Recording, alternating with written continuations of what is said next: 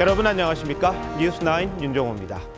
부자 감세를 반대하는 민주당의 원내대표가 1주택에 대해서는 종합부동산세를 없앨 수 있다는 입장을 내놓으면서 민주당의 정책 흐름이 바뀌는 건지 궁금증을 자아내고 있습니다.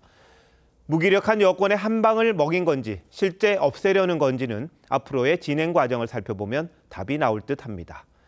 국민의힘이 앞장서 추진해야 할 정책을 민주당이 주도하고 여당은 호응할 수밖에 없는 이 같은 정국이 앞으로 계속될 가능성이 커 보입니다.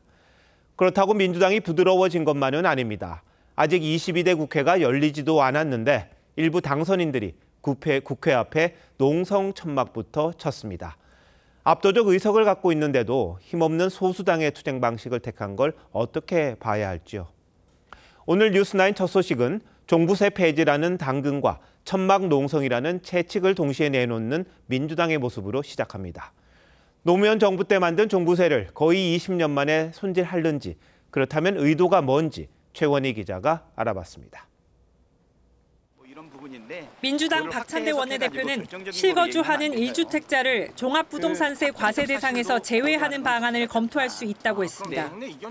지난 8일 한 언론 인터뷰에서 문재인 정부의 부동산 정책 실패를 예로 들고선 당시 국민 수용성을 고려하지 않고 이념적 틀에서 부동산 세제를 밀어붙였다며 분명한 전환이 필요하다고 말했는데 오늘도 비슷한 기조를 이어갔습니다. 종부세와 관련된 국민들의 요구사항들이 많이 있어서 민주당이 그 부분과 관련된 검토는 필요하다라고 하는 이야기죠. 종부세는 노무현 정부 시절 부동산 부자들에게 더 많은 세금을 물리겠다는 취지로 도입됐습니다. 집값이 급등한 문재인 정부 땐 공시가격과 세율을 한 번에 올리며 중산층까지 세금 폭탄을 맞았다는 비판이 나왔습니다. 보유세는 강화하고 거래세는 낮추고 라는 것이 맞는 방향이라고 봅니다. 문재인 정부와의 차별화와 부동산 정책 노선 전환으로 해석될 수 있는 박 원내대표의 구상은 다음 대선을 겨냥한 정책 스펙트럼 확대의 일환으로 해석됩니다. 다만 발언의 파장이 커지자 박 원내대표는 아직 당내 논의는 없었다고 했습니다. TV조선 최원입니다. 민주당은 일단 공식적으로는 진화에 나섰습니다. 하지만 당내에선 이미 종부세 완화에 대한 공감대가 적지 않게 형성돼 있습니다. 친야권 성향 커뮤니티에도 이제 손볼 때가 됐다며 박찬대 원내대표 주장에 호응하는 반응이 올라오고 있습니다. 여당은 떨떠름한 표정입니다. 일단 방향엔 공감한다는 입장인데 반대할 수 있을까요? 이어서 이태희 기자가 보도합니다. 민주당은 1주택자 종부세 폐지는 박찬대 원내대표 개인 의견이라고 선을 그었습니다. 개인적인 의견을 말씀하신 거라고 생각이 들고 당에서 그와 관련된 논의가 없었습니다. 하지만 당내에선 이미 공감대가 형성되는 분위기입니다. 부동산 가격이 안정세에 있는 이 시기에 뭔가 합리적인 안을 만들 필요가 있다고 생각을 하고. 당 지도부 관계자는 박 원내대표 제안에 공감하는 의견이 아주 많다며 앞으로 논의가 이루어질 것이라고 했고 친야권 성향 커뮤니티에도 이제 손볼 때가 됐다는 찬성 의견들이 다수 올라왔습니다. 이재명 대표의 입장은 아직 알려지지 않았는데 지난 대선 땐 종부세 완화를 공약으로 내세운 바 있습니다. 집값이 갑자기 올라가지고 세금이 확 오르니까 화나시죠? 재산세, 종부세 과도하게 올라간 거 차츰 조정해야 합니다. 국민의힘은 일단 방향엔 공감한다는 입장입니다. 다만 야당이 주도하는 이슈에 섣불리 끌려가선 안 된다는 목소리도 있습니다. 당의 한 의원은 그동안 부동산세를 확대해온 건 민주당이라며 갑자기 그런 정책을 발표한 건 지지층 확장이 목적일 것이라고 했습니다. 추경호 원내대표도 아직 야당의 의도를 모르겠다며 말을 아꼈습니다.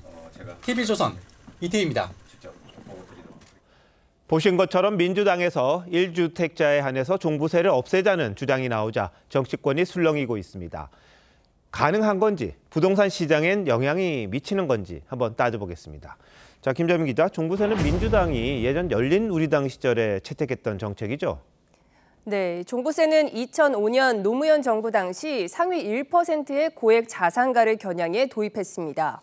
그런데 문재인 정부에서 종부세율과 공시가격 현실화율을 올려 1주택자까지 세금 폭탄을 맞았습니다. 종부세를 내는 1주택자 수는 2017년 3만 6천 명에서 2022년 23만 5천 명으로 6.5배 늘었고요. 같은 기간 1주택자가 낸 종부세액은 무려 17배 폭증했습니다. 집 한 채 가진 은퇴한 노부부가 연금 받아서 종부세를 내야 하는 상황이 벌어진 겁니다. 그래서 윤석열 정부 들어서 이 종부세 부담을 좀 많이 완화해 줬었죠. 네, 지난해 1주택 종부세 과세 인원은 전년도에 비해서 절반으로 줄었습니다. 그러나 여전히 전체 과세 인원의 27%가 1주택자입니다. 이 때문에 종부세가 더 이상 부자세가 아닌 국민 세금처럼 변했다는 지적이 나옵니다. 네, 종부세는 재산세도 내고 이중이다 이런 지적도 좀 있긴 했습니다. 근데 1주택자에게도 종부세를 부과한다 좀 불합리해 보이긴 한데 20년 됐잖아요, 제도가. 이걸 없애는데 문제는 없을까요? 네, 따져볼 문제들이 있긴 합니다. 우선 공평과세 논란인데요. 이 3, 4억 원짜리 빌라 서너 채를 가진 사람은 종부세가 부과되고 50억 원짜리 강남 아파트 한 채 보유자는 종부세를 한 푼도 안 내는 게 맞느냐는 겁니다. 뭐 투기냐 아니면 실제로 사느냐 이게 기준이 될 수밖에 없을 것 같긴 한데 전체 부동산 시장에도 영향이 있겠죠. 네, 돈 많은 사람들이 집을 두세 채 갖고 있기보단 이른바 똘똘한 한 채로 갈아타면서 강남과 용산, 마포 등 인기 지역의 부동산 가격이 올라갈 가능성도 지적됩니다. 수십억 재산을 가진 1주택 소유자와 별로 큰 돈도 안 되는 주택을 보유한 2주택자 사이의 형평성이 많이 훼손되겠죠. 조세 장치들을 손바닥 뒤집듯이 뒤집는 거는 다 부작용들을 가져올 수 있는 부분이 있거든요. 그런데 주요 선진국들 중에는 우리처럼 종부세가 있는 나라가 없는 걸로 알고 있는데 그렇습니까? 네, 미국, 영국, 일본, 독일 등 대다수 국가는 종부세가 없습니다. 프랑스 정도가 한국과 비교할 만한데요. 프랑스도 부동산 부유세율이 0.5에서 1.5%에 그치고 이마저도 부채를 뺀 순자산에만 부과합니다. 한국은 부채와 상관없이 최대 2.7%를 부과하죠. 이 보유세 부담이 높은 미국도 뉴저지주 세율이 2.47%로 미 전역에서 가장 높습니다. 종합부동산세는 폐지하고 누진과세를 강화할 필요가 있다고 봐요. 1가구 1주택도 금액이 30억, 40억 또는 그 이상 된다 그러면 고가주택에 살기 때문에 누진과세를 좀 강화할 필요가 있고. 네, 투기와 상관없는 1주택자에게까지 과세한다는 거 좀 문제가 있어 보이긴 하는데 민주당이 기왕에 제안을 했으니까 원내대표긴 합니다. 그래도 국민의힘이 좀 호응하면서 좋은 정책 나왔으면 좋겠습니다. 김다현 기자 잘 들었습니다. 민주당의 다른 한쪽은 선명성 내지 투쟁성 경쟁에 나선 듯합니다. 일부 당선인들이 해병대원 특검법 관철을 위해 국회 본관 앞에 천막을 쳤습니다. 22대 국회가 개원도 하기 전에 장외 투쟁에 나선 건데 압도적인 의석에도 왜 이렇게 힘과시를 하는지 최원국 기자가 보도합니다. 국회 본관 앞에 대형 천막이 설치됐습니다. 박찬대 원내대표와 추미애 당선인을 비롯한 중진들이 초선 당선인들 앞에서 해병대원 특검법 수용을 촉구하는 구호를 외칩니다. 윤석열 대통령은 해병 특검 즉각 수용하라! 어제 회견에서 윤석열 대통령이 특검법 거부를 시사하자 천막 농성으로 압박에 나선 겁니다. 당선인 71명 가운데 30명 넘게 농성에 참여했는데 앞으로 주중 오전 9시부터 6시까지 당번을 정해 특검법이 통과될 때까지 천막 농성을 이어간다는 계획입니다. 오만과 독선으로 가득한 대통령의 모습을 우리는 기자회견을 통해서 우리 국민들이 확인했습니다. 조건부 특검을 운운하는 것 자체가 오만입니다.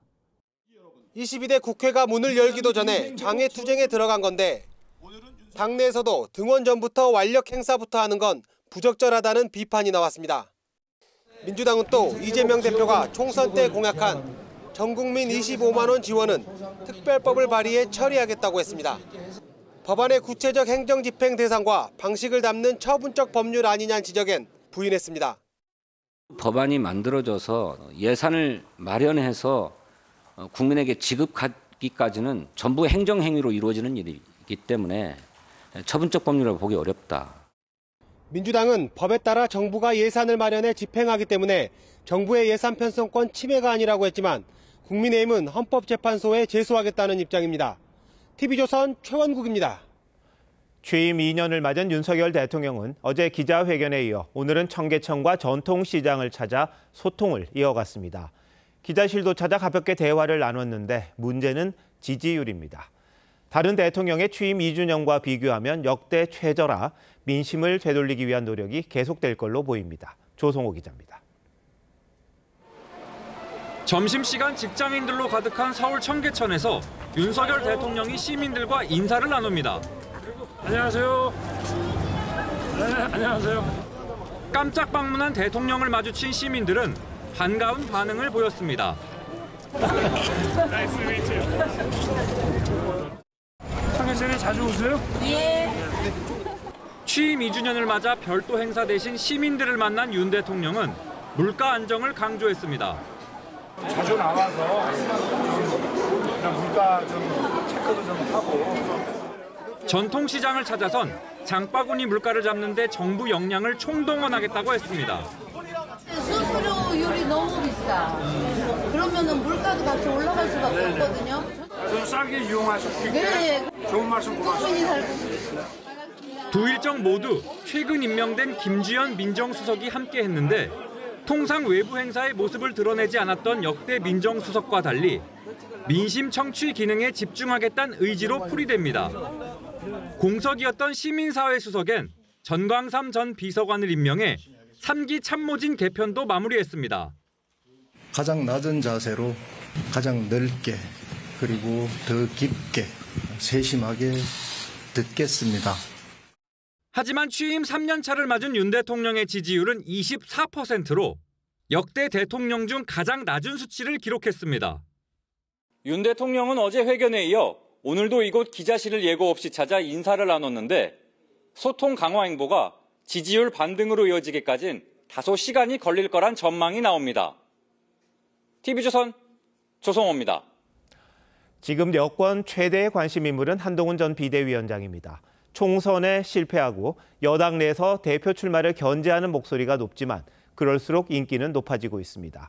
지지율이 올랐고 팬카페 회원 수도 총선 이후 계속 늘고 있는데 선택의 시간이 점점 가까워지고 있습니다. 한송원 기자입니다. 최근 한동훈 전 위원장을 거칠게 비판해온 홍준표 대구시장은 자신의 SNS에 갑자기 튀어나온 한동훈 전 위원장이 다시 나타나 대한민국을 혼란스럽게 하면 안 된다고 썼습니다. 국민의힘 전당대회 불출마 압박으로 해석됐는데 차기 당권 주자들도 비슷한 목소리를 냈습니다. 선거에서 일단 패배를 하게 되면 일단 2선으로 물러나고 자숙과 성찰의 시간을 가지는 그것이 맞는 그런 문법 아니에요. 다시 나온다. 그럼 차라리 그만두지 말았어야죠. 나올 가능성은 제로다라고 보고요. 한 전 위원장이 전당대회에 나오면 나경원 당선인도 출마할 거란 보도도 나왔는데 나 당선인은 사실 무근이라고 부인했습니다. 자신의 거취에 대해 침묵을 지키는 상황에서도 한 전 위원장의 차기 지도자 지지율은 17%로 3주 사이 2%포인트 올랐습니다. 총선 전 10,000대던 팬카페 회원 수는 5만 명을 넘었습니다. 한 전 위원장을 겨냥하고 있다는 논란이 일었던 총선 백서 TF의 조정훈 단장은 오늘 황우여 비대위원장을 만나 다음 달 중순 백서 발표에 공감했다고 말했습니다. TV조선 한송원입니다. 러시아와 우크라이나 전쟁이 계속되는 가운데 북한 무기가 러시아에 은밀하게 들어가 우크라이나 공격에 쓰인다는 정황은 그동안 국제사회가 여러 차례 밝혔습니다. TV조선은 한 발 더 나아가 북한산 방사포탄이 사용됐다는 새로운 증거를 확인했습니다. 우리 당국이 우크라이나에서 직접 확인한 증거물이 공개되는 건 처음입니다. 먼저 황정민 기자가 단독 보도합니다. 우크라이나 동부전선에서 발견된 포탄입니다. 한글과 숫자가 선명히 적혀 있습니다. 우리 정보당국이 이 표식을 분석했습니다. 방 122는 다연장 로켓의 북한식 표현인 방사포 122mm, 파지는 파편형 지뢰의 줄임말로 포탄의 성격을 의미합니다. 그리고 숫자 77은 포탄의 생산 연도로 1977년 제조됐다는 뜻입니다. 이 포탄은 지난 2월 러시아군이 퇴각한 도네츠크주의 한 마을에서 박스에 담긴 채 발견됐습니다. 우크라이나와 우리 정보당국은 47년 전 북한에서 생산된 노후포탄이 우크라이나 전쟁에 사용되는 것으로 파악하고 있습니다. 유엔 안보리 상임이사국인 러시아가 스스로 만든 대북제재 결의를 위반하며 북한과 무기 거래를 하고 있다는 지적은 수차례 제기되었습니다. North Korean factories are operating at full capacity to produce munitions for Russia. 정보당국은 북한이 지난해 8월부터 최근까지 122mm 방사포탄만 35만 발, 152mm 포탄은 200만 발가량을 러시아에 지원한 것으로 추정하고 있습니다. TV조선 황정민입니다.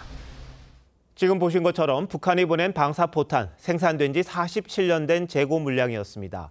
포탄의 사용 연한은 보통 30년으로 불량품이 많아 오히려 러시아군에 피해를 입힌 것으로 드러났습니다. 그러자 러시아는 북한에 항의하고 지난 2월부터 한 달가량 포탄 수입을 중단했고요. 지난해 말부터 기술진을 북한에 보내 방사포탄 생산 과정을 관리한 걸로 파악됐습니다. 계속해서 신현수 기자의 단독 보도 이어갑니다. 지난해 말 공개된 러시아 전차가 심하게 파손됐습니다. 당시 북한산 탄약이 폭발을 일으킨 것으로 추정됐습니다. 불발과 오폭, 아군 사망이 잇따르자 러시아 당국은 북한산 포탄을 분해해 정상이 아니란 결론을 내렸습니다. 이 문제로 북한에 강력 항의하고 지난해 말부턴 아예 기술진을 파견해 기술 지원까지 한 것으로 우리 정보당국은 파악하고 있습니다. 하지만 이후로도 북한산 불량탄이 계속 들어오자 러시아는 결국 지난 2월 중순부터 수입을 중단했습니다. 러시아로 보낸 탄 중에 상당수는 비축분으로 볼 수 있고 결국 이것은 북한의 전쟁 대비 태세가 취약하다는 사실을 보여주는 거죠. 전쟁 중에 한 달가량 포탄 수입 공백기를 가진 겁니다. 수입이 재개된 건 지난 3월 10일 이후로 러시아 기술관이 생산에 관여한 새로운 포탄이 러시아에 들어가는 것으로 보입니다. 북한은 당초 일선 군부대에 비축해둔 포탄을 지원했지만 공백기 이후엔 탄약 공장에서 물량을 보내고 있습니다. 당국은 북한에 있어 대로 지원은 재고 처리 겸 외화벌이 수단 측면이 있다고 평가했습니다. TV조선 신은서입니다. 일본 라인 야후 사태가 외교 분쟁으로까지 번질 위기에 놓였습니다. 우리 정부가 처음으로 부당한 조치에 대해 단호하고 강력히 대응하겠다는 입장을 밝힌 겁니다. 소극적으로 대응하는 게 아니냐는 비판을 의식한 뒷북 대응 아니냐는 지적도 나옵니다. 박상현 기자입니다. 정부가 라인 야후 사태에 대해 공식 입장을 내고 유감의 뜻을 밝혔습니다. 지분을 매각하라는 표현이 없다고 하긴 하였습니다만 지분 매각 압박으로 인식되고 있는 점에 대해 유감을 표명합니다. 일본 정부가 라인 야후에서 네이버를 퇴출시키려 한다는 논란이 불거진 지 한 달 만입니다. 정부는 우리 기업에 대한 차별적이고 부당한 조치에 대해서는 강력히 대응하겠다고 강조했습니다. 우리 기업의 의사에 반하는 부당한 조치에 대해서는 단호하고 강력히 대응해 나가겠습니다. 정부의 대응이 늦었다는 지적에는 네이버가 자사의 기술력과 노하우를 라인 야후에 접목하는 데 어려움을 겪어 자산 매각을 포함한 여러 대안을 검토해왔던 상황이라며 네이버와 긴밀히 협의해 전략을 세워왔다고 해명했습니다. 하지만 라인 야후가 발빠르게 네이버와의 결별순에 들어간 상태라 보다 적극적인 대응이 필요했다는 비판이 나옵니다. 우리 기업들이 해외에 재산권을 부정당하고 있는 거잖아요. 그러니까 정부가 우리 기업이나 국민의 재산에 대해서 보호를 해야 되는 거고. 윤석열 정부의 대일관계 복원 기조에 따라 정부가 소극적으로 대응한 것 아니냐는 지적에 대해선 절대 그렇지 않다고 선을 그었습니다. TV조선 박상현입니다. 이번 사태를 촉발한 일본 정부는 네이버의 경영권을 박탈하려는 건 아니라며 한 발 물러섰습니다. 하지만 보안 문제를 이유로 라인 야후의 지배구조 재편을 요구한 사실을 인정했습니다. 정부 당국들이 개입하면서 당사자인 네이버는 난감한 입장이라는데 왜 그런 건지 장혁수 기자가 취재했습니다. 마스모토 타케아키 일본 총무상은 오늘 라인 야후 사태에 대한 질문을 받고 네이버의 경영 참여를 박탈하려는 것은 아니라고 해명했습니다. 経営権といった視点から資本の見直しを求めたものでないことは次回の報告でどのようにご報告いただくのかしっかり確認をして 일본 총무상이 라인야오 사태에 대해 입장을 밝힌 건 이번이 처음인데 한국 측 반발이 거세지자 진화에 나선 걸로 해석됩니다. 하지만 자본 지배를 상당 정도 받는 관계와 그룹 전체 보안 거버넌스의 본질적 재검토 가속화를 요구했다고 덧붙여 보안 문제를 이유로 라인야후 내 네이버 지분을 정리하겠다는 의도는 분명히 했습니다. 그동안 별도의 입장을 내지 않았던 네이버도 입장문을 내고 지분 매각 등 모든 가능성을 열고 소프트뱅크와 협의하고 있다고 처음으로 인정했습니다.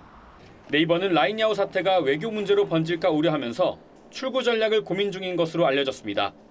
네이버가 가진 라인야후 지분 가치는 약 8조 원으로 이 중 일부를 소프트뱅크에 매각하고 매각 자금을 웹툰 등 다른 사업에 투입하는 방안을 검토 중인 것으로 전해졌습니다. 국내에서 근무하는 라인 직원 2,500여 명도 긴급 온라인 간담회를 열고 대응책 마련에 나섰습니다. TV조선 장혁수입니다. 의대 교수들이 오늘 세 번째 집단 휴진에 돌입했습니다. 앞서 두 차례와 마찬가지로 큰 혼란은 없었지만 환자들은 불안한 마음을 숨기지 못했는데요. 의사협회는 어제 윤석열 대통령 기자회견에 대해 의대 증원 백지화를 요구해서 의정 간 갈등은 평행선을 이어갔습니다. 갈등은 다음 주 큰 변곡점을 맞을 것으로 전망됐습니다. 최원영 기자입니다. 여느 때와 다름없이 드나드는 환자들로 병원이 분주합니다. 전에 왔던 데라 그렇게 예약을 해놓은 상태여가지고 크게 어렵진 않은데요. 오늘 전국 51곳 대학병원이 집단 휴진을 예고했지만 큰 차질은 없었습니다. 하지만 반복되는 휴진에 환자들은 여전히 불안합니다. 이게 중환자라 갑자기 아파지면 못 올까 봐 선생님들 안기시면 큰일 나지. 의사협회는 박민수 복지차관과 의대 증원을 주장한 김윤 서울대 교수를 사태의 원흉으로 지목하고 대통령의 의대 증원 원점 재검토를 거듭 촉구했습니다. 대통령으로서 결단을 내려주시기를 간곡히 부탁드립니다. 정부는 의사들의 불참 속에도 의료개혁특위 2차 회의를 열어 대형 병원의 전공의 의존을 줄이는 방안 등을 논의했습니다. 상급 종합병원에서도 수련을 하고 또 지역의 중소병원에서도 수련을 하고 1차 의료기관과 공공보건기관까지도 이렇게 수련을 다양하게 할. 또 의대정원 배정위원회 회의 자료를 포함해 법원이 오늘까지 요구한 모든 자료를 제출했다고 밝혔습니다. 이에 맞서 의사협회는 증원 효력을 멈춰달라는 회원 4만여 명의 탄원서를 법원에 제출해 이달 중순 사법부의 판단이 나오기까지 의정 갈등은 계속될 전망입니다. TV조선 최은행입니다. 해병대원 수사 외압 의혹을 수사 중인 공수처는 이시원 전 대통령실 공직기강 비서관이 경찰로 넘어간 국방부 수사 기록 회수에 압력을 행사한 게 아닌지 의심하고 있습니다. 야당이 특검을 추진하는 이유도 여기에 있습니다. 이 전 비서관을 넘어서 윤석열 대통령까지 겨냥하는 건데요. 그동안 침묵을 지켜오던 이 전 비서관이 저희와 통화해서 처음으로 입장을 밝혔습니다. 김도윤 기자의 단독 보도입니다. 공수처는 유재훈 국방부 법무관리관을 불러 지난해 8월 2일 이시원 당시 대통령실 공직기강 비서관과 통화한 내용을 집중적으로 캐물었습니다. 이시원 비서관과는 어떤 내용으로 통화를 하신 건가요? 더 이상 답변드릴 내용은 없습니다. 통화 당일 경북경찰청으로부터 수사 기록을 회수한 게 대통령실의 지시 때문이라는 의혹을 추궁한 겁니다. 유 관리관은 군사법원법 개정에 관한 보고서를 요구받았다며 군사법정책 관련 일반적 대화였다는 취지로 진술한 것으로 알려졌습니다. 의혹이 불거진 뒤 줄곧 침묵해오던 이 전 비서관이 처음으로 언론에 입장을 밝혔습니다. 이 전 비서관은 TV조선과의 통화에서 유 관리관이 조사받은 것에 대해 말을 더 보탤 것은 없다며 수사 기록 회수에 따른 법적 대응과 사건 처리에 영향을 줬다는 의혹에 대해선 사실이 아니라고 부인했습니다. 공수처는 오늘 해병대원 사건이 이종섭 전 국방부 장관에게 처음 보고된 회의에 참석한 이윤세 해병대 공보정훈실장을 불러서 조사했습니다. 공수처는 김계환 해병대 사령관을 조만간 재소환한 뒤 이 전 비서관에 대한 소환 조사도 검토하고 있습니다. TV조선 김도영입니다. 신호를 위반하고 도로를 내달리던 오토바이 운전자가 도주구 끝에 결국 붙잡혔습니다. 단속 중이던 암행 순찰차가 추격에 나서면서 일단락된 건데요. 운전자는 만취 상태였습니다. 임서인 기자의 단독 보도입니다. 오토바이 한 대가 적색 신호를 무시한 채 도로를 질주합니다. 반대 차선에 있던 암행 순찰차가 급히 방향을 돌려 추격에 나섭니다. 경찰이 차 앞유리창에 설치된 경광등을 켜고 정차를 요구하지만 오토바이는 아랑곳하지 않고 좁은 골목길을 고개 운전하듯 도망칩니다. 경찰은 오토바이를 600m 정도 추격한 끝에 40대 운전자를 붙잡았습니다. 정차 명령을 했는데 계속해서 도주를 시도를 해서 수배자 혹은 음주 운전일 가능성이 높다고 판단해서 추격을 하게 됐습니다. 음주 측정 결과 오토바이 운전자는 면허 정지 수준이었습니다. 암행 순찰차는 경광등이 이렇게 차량 안에 설치돼 있어서 평소에는 단속을 하고 있는지 쉽게 알아볼 수 없습니다. 2016년 도입된 암행 순찰차는 서울에선 현재 6대가 운영 중입니다. 지난해 4월부터 4개월간 한 대당 8,000건 가까이 법규 위반 차량을 단속했는데 이는 일반 순찰차 대비 2.5배 높은 수준입니다. 고속도로 순찰대 소속 43대를 포함해 현재 전국에 운행 중인 암행 순찰차는 총 88대인데 경찰은 순차적으로 늘려갈 계획입니다. TV조선 임서인입니다. 렌터카가 상가로 돌진했습니다. 20대 남성이 자신이 음주운전했다고 경찰에 진술했는데 실제 운전자는 여자친구였습니다. 이 남성은 만취 상태여서 음주운전 처벌을 받을 수 있는데도 왜 자신이 운전했다고 했을까요? 이승훈 기자입니다. 흰색 SUV가 비틀거리더니 도로 경계석을 들이받은 뒤 상가 건물 1층으로 돌진합니다. SUV가 들이닥친 문구점은 폭격을 맞은 듯 산산조각났습니다. 바로 옆 안경점 벽면도 뚫렸습니다. SUV에 타고 있던 20대 남성은 출동한 경찰에 렌트한 차량을 자신이 운전했다고 진술했습니다. 당시 이 남성의 혈중 알코올 농도는 면허 취소 수준이었습니다. 그런데 경찰은 사고 발생 열흘이 다 지난 뒤에야 사고 당시 운전자가 남성의 여자친구였다는 걸 파악했습니다. 사고 직전 도로에 차를 세운 뒤 여성이 운전석으로 이동한 게 CCTV에 잡힌 겁니다. 운전석에 여자 신발 운동화도 있고 남성하고 여성하고 운전을 바꿔서 하는 게 확인이 됐어요. 경찰은 여성도 남성과 함께 술을 마신 뒤 운전한 것으로 보고 있습니다. 하지만 음주 측정은 하지 않았습니다. 음주 측정은 남자만 했대요. 여자는 지금 음주 측정 안 되는 상태이기 때문에 여자가 했다 보니까 해가지고 보상을 못 해주겠다고. 경찰은 렌트카를 계약한 남성이 보험 적용을 받기 위해 거짓 진술을 한 것으로 보고 음주운전의 범인 도피 혐의까지 추가해 수사하고 있습니다. TV조선 이승훈입니다. 지하철에서 외국인 관광객을 대상으로 소매치기를 한 남성이 붙잡혔습니다. 외국인 관광객의 경우 신고가 어려울 거라는 점을 노린 건데요. 출소한 지 4개월밖에 안 된 전과 신고범이 벌인 일이었습니다. 조윤정 기자가 보도합니다. 한 남성이 지갑을 들고 지하철에서 내립니다. 잠시 뒤 인근 환전소에서 위안화를 원화로 환전합니다.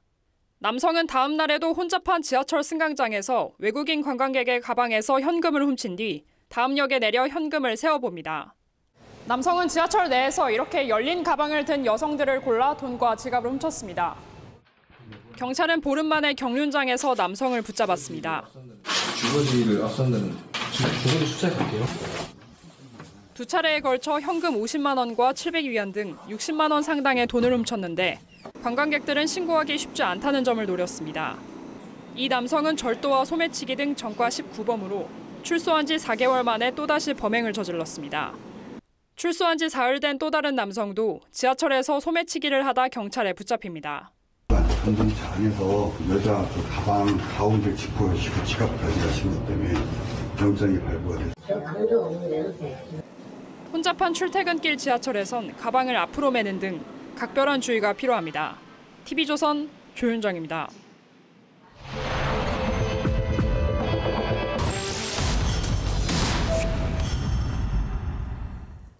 유통업계가 랜덤박스라는 걸 내놓는데요. 말 그대로 박스 안에 임의로 상품을 넣어놔서 소비자는 어떤 상품이 들었는지 알 수 없죠.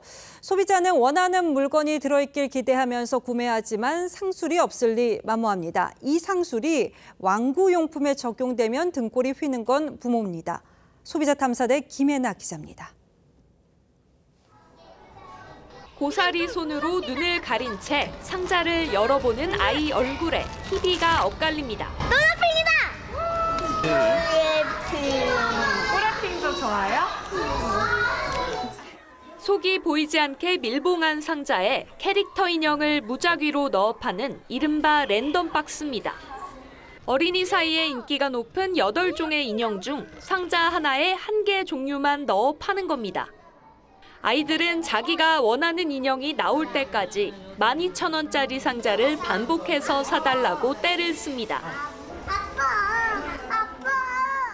자체가 랜덤이어서 따로 이런 데서 구매하시는 게 아니면 그거는 아이돌 앨범에 포토카드를 랜덤으로 넣어서 대량 구매를 유도하는 것과 비슷합니다.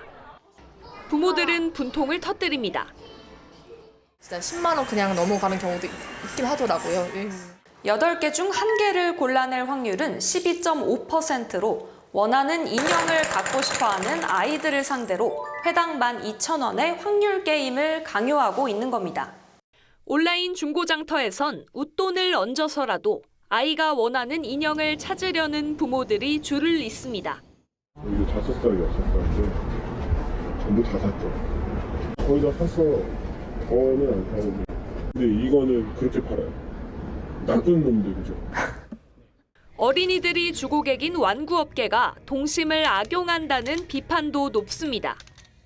매출을 늘리기 위한 그러한 방법인데 일반적인 소비자들보다 인지나 정서가 성숙되지 않았기 때문에 바람직하지 않죠. 해당 완구업체 측은 일부 인기 제품에 뽑기 판매 방식을 고수하는 이유를 묻는 취재진 질의에 답을 하지 않았습니다. 소비자 탐사대 김예나입니다. 부동산 경기 침체 장기화에 중소건설사가 잇따라 쓰러지고 있습니다. 이게 어떤 도미노 현상을 낳고 있는지 짚어봤습니다. 건설사 도산으로 공사가 돌연 중단되면서 도심 속 건물이 흉물로 변하고 있습니다. 먼저 박건우 기자입니다.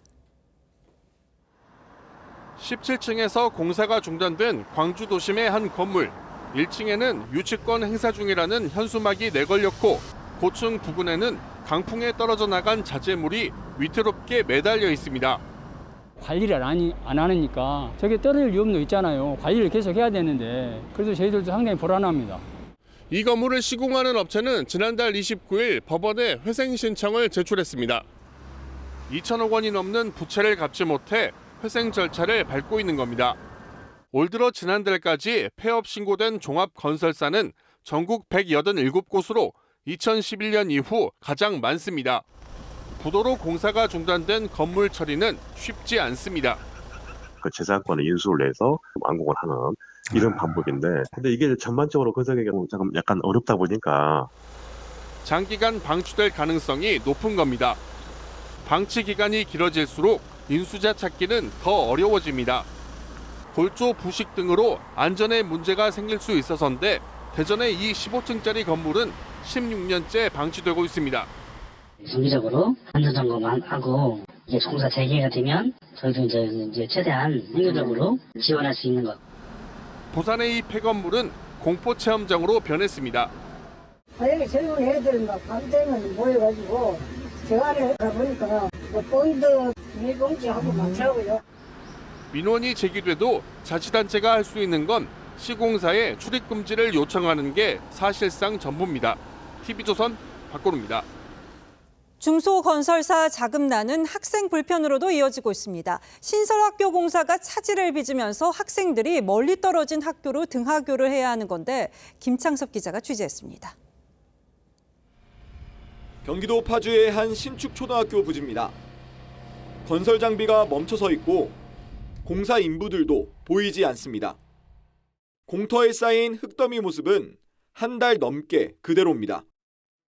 이렇게 왔다 갔다 그냥 뭐 이렇게 흔적만 남기는 것 같아. 당초 계획대로라면 공정이 30%는 진행됐어야지만 지난해 11월 착공에 들어간 뒤 약 5달 동안 1%도 진행되지 않았습니다. 바쁜데다가 조금 이제 자금난에 좀 여태 건축이 너무 안 좋잖아요. 정상화시켜야 될 시간이 필요하잖아요. 개교 일정은 내년 3월에서 기약 없이 미뤄진 상황. 학부모들은 속이 탑니다. 저학년 학생들도 멀리 떨어진 인근 초등학교로 등하교를 해야 하기 때문입니다. 15분에서 한 20분 정도 소요됐던 것 같아요. 그리고 길 건너는 것도 많았어요. 인근 학교 학부모들도 과밀학급을 걱정합니다. 교실도 중요하지만 급식 문제가 좀 많이 중요하거든요. 또 아이들 안전상의 문제도 중요해요. 공사 지연으로 개교가 이미 늦어진 학교는 인천 검단 등 수도권에서만 10여 곳에 달해 대책 마련이 시급해 보입니다. TV조선 김차섭입니다. 서울, 인천, 경기 지역 쓰레기가 모이는 수도권 매립지는 현재 포화가 임박한 상황입니다. 여유 공간이 5%도 남지 않았습니다. 빨리 대체 부지를 찾아야 하지만 매립지에 대한 편견 때문에 세 차례 공모에도 응모가 전무한 실정입니다. 박재훈 기자가 매립지에 다녀왔습니다. 제 뒤로 얼핏 공원 같아 보이는 이곳은 수도권 매립지 입구입니다. 지난 1992년부터 수도권에서 나온 쓰레기들을 이곳에 매립하고 있지만 곧 포화 상태가 될 전망입니다.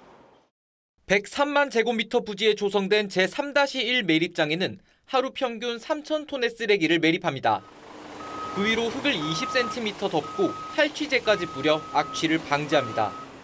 5시간 이내로 폐기물을 전부 덮고 있기 때문에 새벽에 오시면 폐기물이 하나도 안 보이는 그렇게 지금 관리를 하고 있습니다. 지난달 말 기준 3-1 매립장은 60%가 찼고 수도권 매립지 전체적으로는 매립 공간이 5%도 채 남지 않은 상황입니다. 이전보다 폐기물량이 크게 줄어들어 앞으로 9년여간 더 매립할 수 있을 전망이지만 여유롭지는 않습니다. 새 매립지에 침출소와 가스 처리 시설 등을 갖추는데 최대 10년까지 걸리기 때문입니다. 지난 2021년 1, 2차에 이어 현재 3차 공모가 진행되고 있는데 조건은 덜 까다롭고 혜택은 늘었습니다. 90만 메타제곱만 해도 한 1,800만 톤 정도를 매립할 수 있는 양이고 그 정도 양이면 충분하다라고 저희도 판단을 하기 때문에.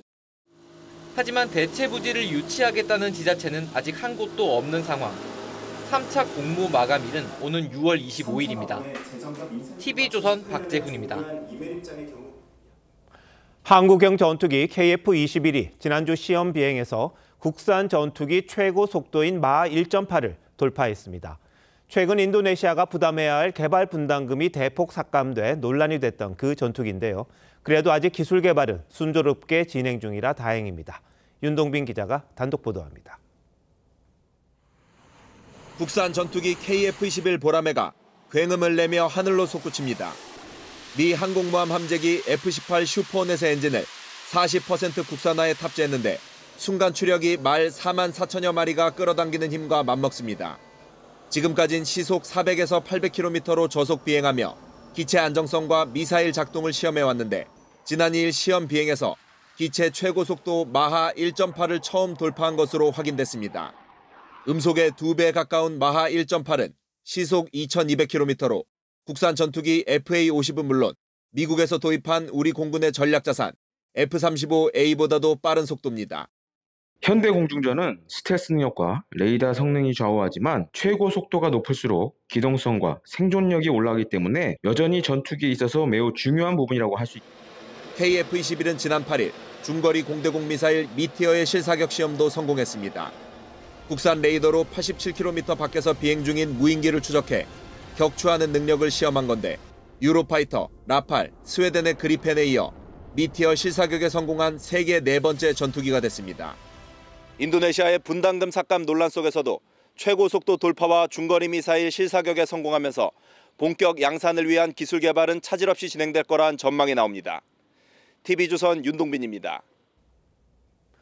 쿠팡이 자체 브랜드 PB 상품을 검색창 상단에 노출되게 한 혐의에 대해 공정위가 수천억 원대의 과징금을 검토하고 있습니다.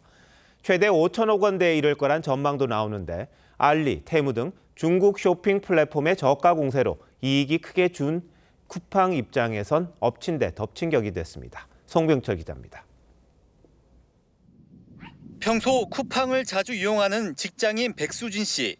검색창에 캠핑 용품을 치더니 제일 위에 있는 제품을 고릅니다. 같은 값이라면 검증된 제품이 상단에 배치될 거라고 생각하는 겁니다. 당연히 위에 있으니까 순서대로 뭐 1, 2, 2위, 3위, 4위 그렇게 알고서 있네요. 하지만 공정위는 쿠팡이 2019년부터 작년까지 알고리즘을 조작해 자체 브랜드인 PB 제품을 검색 상단에 노출시킨 것으로 보고 있습니다. 특히 PB 제품이라는 것을 표시하지 않아 소비자들을 속였다는 게 공정위의 판단입니다. 쿠팡 임직원이 소비자인 척 상품 후기를 쓴 정황도 잡았습니다. 공정위는 관련 매출액을 10에서 12조 원으로 보고 4천억에서 5천억 원의 과징금을 매기는 방안을 검토하고 있습니다. 쿠팡의 검색 알고리즘 조작 의혹에 대한 과징금 규모는 이달 말부터 시작되는 공정위 전원회의에서 최종 결정됩니다. 쿠팡 측은 강하게 반발하고 있습니다. 대형 마트도 자사 상품을 잘 보이는 곳에 진열하는데 공정위가 유통업계 속성을 모른다는 겁니다. 임직원 후기도 체험단으로 표시했다는 입장입니다. 쿠팡은 공정위의 과징금 부과에 대해 소송을 제기할 것으로 전망됩니다. TV조선 송병철입니다. 올해 초 보잉사 항공기가 5,000m 상공에서 벽면이 뜯어지는 사고가 있었는데요. 최근 이틀 동안 3건의 보잉사 비행기 사고가 잇따랐습니다. 보잉사 직원은 예견된 일이었다고 폭로했습니다. 서영일 기자가 보도합니다. 활주로를 이탈한 비행기에서 승객들이 탈출합니다. 비행기 바닥엔 불이 붙었습니다. 아프리카 세네갈 다카르 공항에서 이륙하던 보잉 737 비행기가 활주로에서 미끄러지면서 11명이 다쳤습니다.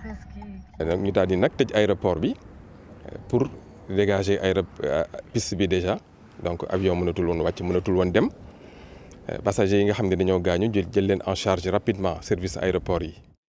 전날엔 튀르키예 이스탄불 공항에 착륙하던 화물기의 앞바퀴가 나오지 않았고 같은 날 알라니아 공항에선 여객기 착륙 도중 타이어가 터져 190명이 대피하는 긴박한 상황이 벌어졌습니다. 사고 기종은 모두 보잉사 항공기입니다. 지난 1월에도 5,000m 상공을 날던 비행기 창문과 벽체가 뜯겼고 3월엔 이륙 직후 엔진에 불이 나는 등 사고가 계속되자 미국에선 결국 청문회가 열렸습니다. 엎친 데 덮친 격으로 내부 고발까지 등장했습니다. That the gaps don't exist even though they exist. The gap didn't actually go away and this may result in premature fatigue failure. Effectively, they are putting out defective airplanes. 보잉사 측은 안전을 우선 고려한다고 해명하지만 무엇보다 중요한 회사 신뢰는 이미 추락했습니다. TV조선 서영일입니다. 매일 어르신들의 한 끼 식사를 책임지는 곳이 있습니다. 탑골공원에 위치한 원각사 무료 급식소인데요. 매년 20만 명이 찾는 이 급식소가 31년 만에 새 보금자리를 마련했습니다. 조유진 기자가 다녀왔습니다. 점심시간 탑골공원 담장 옆으로 50m 정도의 긴 줄이 생겼습니다. 아침과 점심 두 차례에 걸쳐 하루 500명의 어르신들이 찾는 무료 급식소 앞입니다. 저 사람들 아니면 우리가 밥을 못 먹어. 지난 31년간 매일 반복된 장면이지만 오늘은 더 특별합니다. 국유지를 임대해 가건물 형태로 새 급식소를 지은 첫날이기 때문입니다. 이전엔 낡은 건물 2층에 새들어서 한 번에 40명만 수용 가능했지만 이젠 최대 90명이 동시에 식사할 수 있습니다.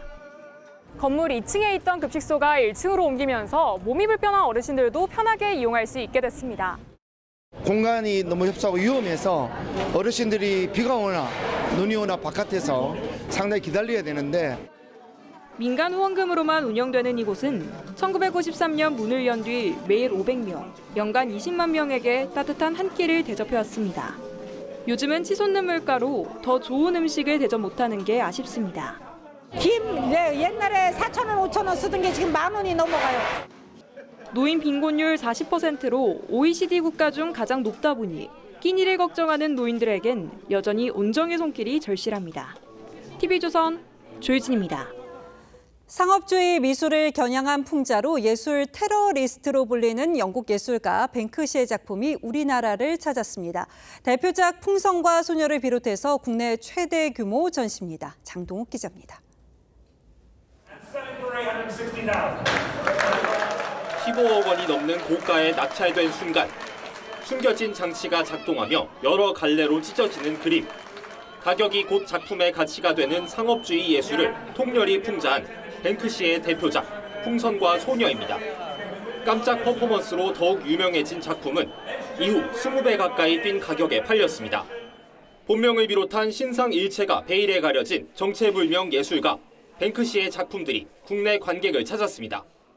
풍선과 소녀 등 진품 29점에 2차 창작물 등까지 130여 점으로 국내 최대 규모입니다.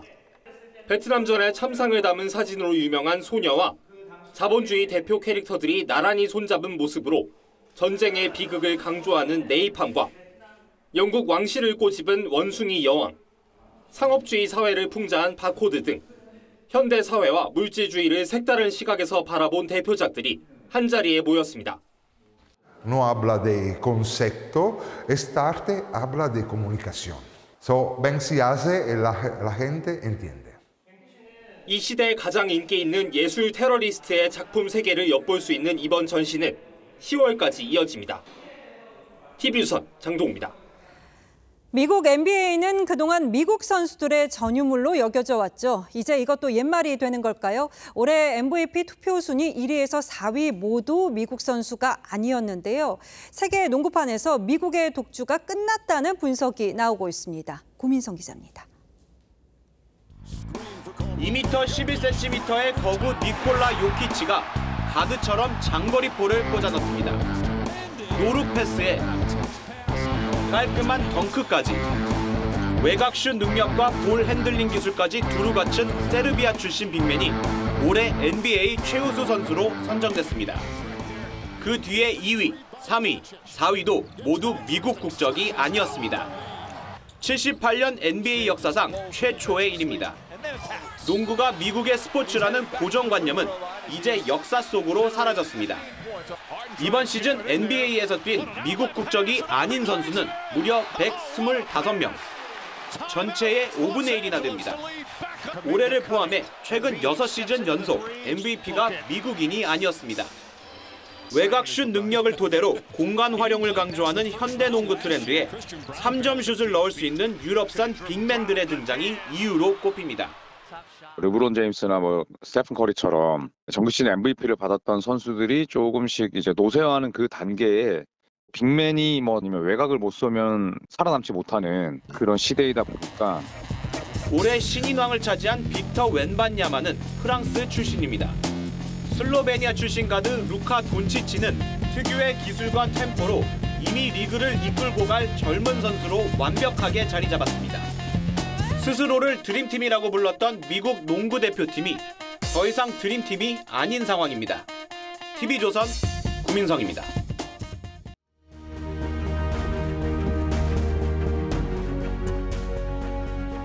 밭가는 농부, 양치는 목동, 바다를 떠가는 돛담배. 이 평화로운 풍경을 예찬한 시가 있습니다.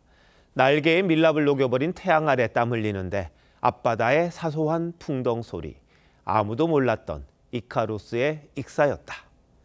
하늘 높은 줄 모르고 태양까지 날아오르던 이카루스의 추락이 이렇게 우스꽝스럽습니다. 신의 섭리를 거스른 오만과 욕망의 결말 따위는 하찮다는 뜻입니다. 수프 한 그릇을 사람들이 서로 떠먹으려고 합니다. 숟가락이 길어 입에 넣기도 힘든데 내가 다 먹겠다고 아귀처럼 달려듭니다. 모두가 굶주리는 지옥입니다. 여인이 맞은편 남자에게 수프를 떠먹여줍니다. 서로 도와 배불리 먹는 천국입니다.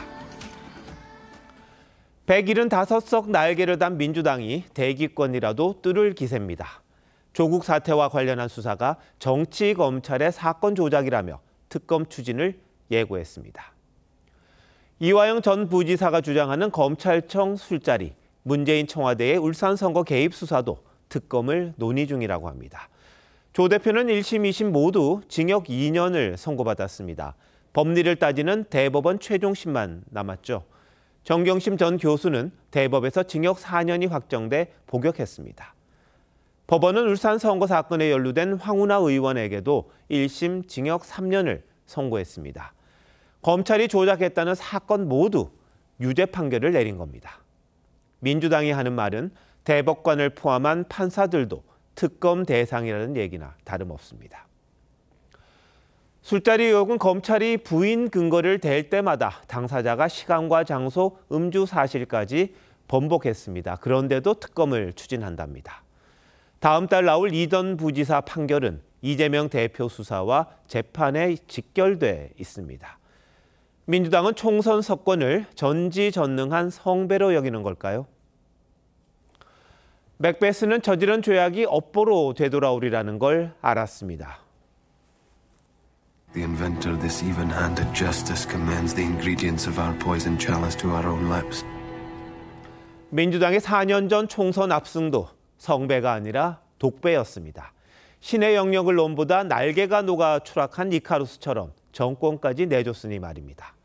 민주당이 그때보다 더 요란하게 날갯짓을 시작했습니다.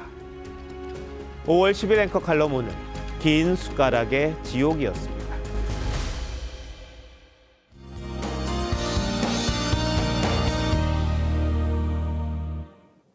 주말인 내일 전국에 비가 내리겠습니다. 오전에 경기 북부부터 비가 내리기 시작해 오후에는 중부지방과 호남, 제주로, 밤에는 전국으로 비가 확대되겠는데요. 최근 비가 많이 내린 제주도와 남해안에 또다시 많은 비가 예상돼 추가 피해 없도록 유의하셔야겠습니다. 내일과 모레 제주 산지에 최대 120mm 이상, 지리산 부근과 남해안으로 최대 80mm 이상이 예상되고요. 특히 내일 저녁부터 모레 아침 사이 시간당 10에서 20mm 안팎의 강한 비가 집중될 수 있겠습니다. 내일 대부분 해안가와 영동, 경북 북동 산지와 제주도에는 바람도 매우 강하게 불겠습니다. 내일 아침 기온은 서울과 대구가 14도로 오늘보다 기온이 높겠고요. 낮에는 서울이 23도, 대전이 25도로 오늘보다 조금 낮겠습니다. 물결은 동해상과 제주 해상에서 최대 4m로 거세게 일겠습니다. 모레 오전에 중부지방부터 차츰 맑아지겠습니다. 날씨였습니다. 5월 10일 금요일 뉴스9 마칩니다. 시청해주신 여러분 고맙습니다.